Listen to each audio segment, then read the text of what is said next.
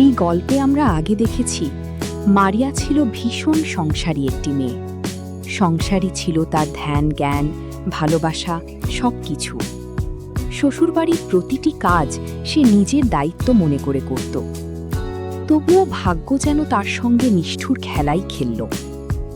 শাশুড়ি, ননদ আর নিজের স্বামীর অন্যায় অত্যাচারে একসময় মারিয়াকে বাড়ি ছেড়ে বের হয়ে যেতে বাধ্য করা হয়। কান্নায় ভেঙে পড়ে সে মনে মনে এক কঠিন প্রতিজ্ঞা করেছিল সে, আমি আর কখনো ওই বাড়িতে ফিরব না। মায়ের বাড়ির সামনে এসে দাঁড়ায় মারিয়া, কিন্তু ভেতরে ঢোকার সাহস পাচ্ছিল না সে। নিজের বাড়ি, তবুও যেন অপরিচিত লাগছিল।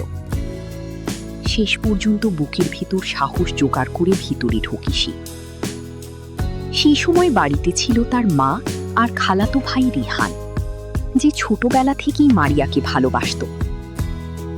মারিয়াকে ওই অবস্থায় দেখে হতবাক হয়ে যায় তারা দুজনেই।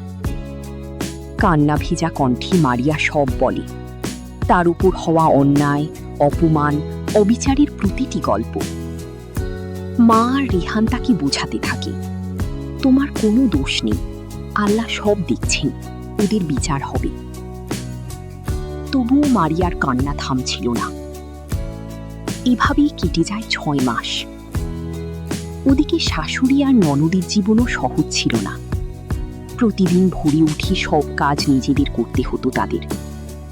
তবুও তারা মনে মনে খুশি ছিল, কারণ মারিয়া আর নেই। কিন্তু একজন মানুষ বদলে যাচ্ছিল, রাশিদ। সে ঠিকমতো খেতে পারত না, রাতে ঘুম আসত না, প্রতিদিন মারিয়ার কথা মনে পড়ত। সে বুঝতে শুরু করল মারিয়াই তাকে সত্যিকারের ভালোবাসত। একদিন হঠাৎই রাশিদ জানতে পারে সবকিছুই ছিল এক সাজানো নাটক। মিথ্যে অপবাদ দিয়ে মারিয়াকে ফাঁসানো হয়েছিল। এই সত্য জানার পর তার ভিতরটা ভেঙে যায়।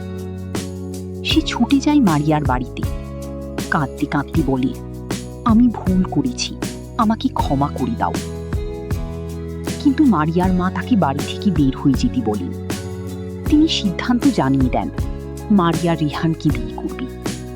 রাশিদ তখনও আশা ছাড়ে না। সে মারিয়ার দিকে তাকিয়ে অনুরোধ করে। তখন মারিয়া শান্ত গলায় বলে, যখন আমি সত্য বলেছিলাম তুমি বিশ্বাস করনি, তুমি অন্যায়ের পাশে দাঁড়িয়েছিলে। আজ আমি আর সেই জায়গায় ফিরতে চাই না। এরপর মারিয়া রেহানের হাত ধরে নিজের সিদ্ধান্ত জানিয়ে দেয়। এই দৃশ্য সহ্য করতে না পেরে রাশিদ চোখে পানি নিয়ে সেখান থেকে চলে যায়। পেছনে রয়ে যায় একটা ভাঙা ভালোবাসা, একটা দেরিতে বোঝা সত্য, আর এক মেয়ের দৃঢ় সিদ্ধান্ত।